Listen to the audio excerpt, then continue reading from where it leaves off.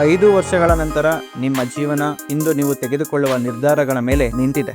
ನಮಸ್ಕಾರ ಸ್ನೇಹಿತರೆ, welcome back to spark with in Kannada. ಇದು ಡೇ 10. ನಿಮಗೊಂದು ಪ್ರಶ್ನೆ ಕೇಳುತ್ತೇನೆ. ನೀವು 5 ವರ್ಷಗಳ ನಂತರ ನೀವು ಎಲ್ಲಿರ್ತೀರಿ? ಅದೇ ಜೀವನನ ಅಥವಾ ಕಂಪ್ಲೀಟ್ಲಿ ಟ್ರಾನ್ಸ್ಫಾರ್ಮರ್ಡ್ ವರ್ಷನ್? ಟ್ರೂತ್ ಏನಂದ್ರೆ, ಫ್ಯೂಚರ್ ಸಡನ್ಲಿ ಬಿಲ್ಡ್ ಆಗೋದಿಲ್ಲ, ಇಟ್ ಈಸ್ ಬಿಲ್ಡ್ ಡೈಲಿ.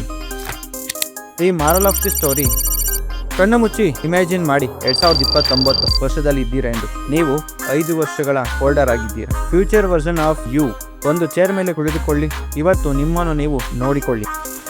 ನಿಮ್ಮ ಮನಸ್ಸು ನಿಮಗೊಂದು ಪ್ರಶ್ನೆ ಕೇಳುತ್ತದೆ. ನೀವು ಮುಂಚೆ ಸ್ಟಾರ್ಟ್ ಮಾಡಬಹುದಿತ್ತು, ಆದರೆ ಯಾಕೆ ಡಿಲೇ ಮಾಡಿದ್ರಿ? ಹಾಗೆ ಇನ್ನೊಂದು ಪ್ರಶ್ನೆಯನ್ನು ನೀನು ಕೇಳಿಕೊಳ್ಳಿ. ಫಿಯರ್ನ ಗೆದ್ದಿದೆಯಾ ಅಥವಾ ಫಿಯರ್ ನಿನ್ನ ಮೇಲೆ ಗೆದ್ದೀತಾ? ಈ ಫ್ಯೂಚರ್ ವರ್ಷನ್ ಪ್ರೌಡ್ ಆಗಿದೆಯಾ ಅಥವಾ ರಿಗ್ರೆಟ್ ಆಗಿದೆಯಾ ಎಂಬುದನ್ನು ನಿಮ್ಮ ಮನಸ್ಸಿನ ಮೂಲಕವೇ ನೀವು ಅರಿತುಕೊಳ್ಳಲೇಬೇಕು. ನೀವು ತಗೊಳ್ಳುವಂತಹ ಎವ್ರಿ ಸ್ಮಾಲ್ ಡಿಸಿಷನ್ ಕೌಂಟ್ ಆಗುತ್ತೆ. Today your choice. ಈ 4 ಅಂಶಗಳನ್ನು ನಾವು ಎಂದಿಗೂ ಸಹ ಮರೆಯಬಾರದು. ನಂಬರ್ 1, ಸ್ಕ್ರೋಲ್ ಅಥವಾ ಸ್ಟಡಿ. ನಂಬರ್ 2, ಎಕ್ಸೆಸ್ ಅಥವಾ effort. Number 3, comfort or growth. Number 4, fear or action.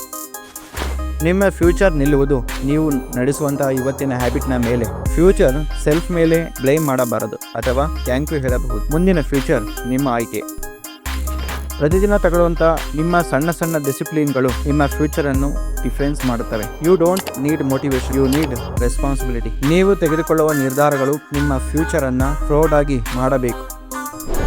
ಇಂದು ಒಂದು ಡಿಸಿಷನ್ ತೆಗೆದುಕೊಳ್ಳಿ. ಫ್ಯೂಚರ್ ನಿಮಗೆ ಥ್ಯಾಂಕ್ ಯು ಹೇಳುವಂತೆ ಇರಲಿ. 30 ನಿಮಿಷ ಸ್ಟಡಿ ಮಾಡಿ, 20 ನಿಮಿಷ ವರ್ಕೌಟ್ ಮಾಡಿ, 10 ಪೇಜನ್ನು ಓದಿ, ಹಾಗೆ ಒಂದು ಸ್ಕಿಲ್ ಅನ್ನ ಪ್ರಾಕ್ಟೀಸ್ ಮಾಡಿ. Small step, big impact. ನೀವು ಅಂದುಕೊಳ್ಳಿ, my future will be thank you. ನಿಮ್ಮ ಫ್ಯೂಚರ್ ಬದುಕನ್ನು ನೀವೇ ಬರೆದುಕೊಳ್ಳಿ. ಅದು ನಿಮಗೆ ಪ್ರೌಡ್ ಫೀಲ್ ಆಗುವಂತೆ ಬದುಕಿ.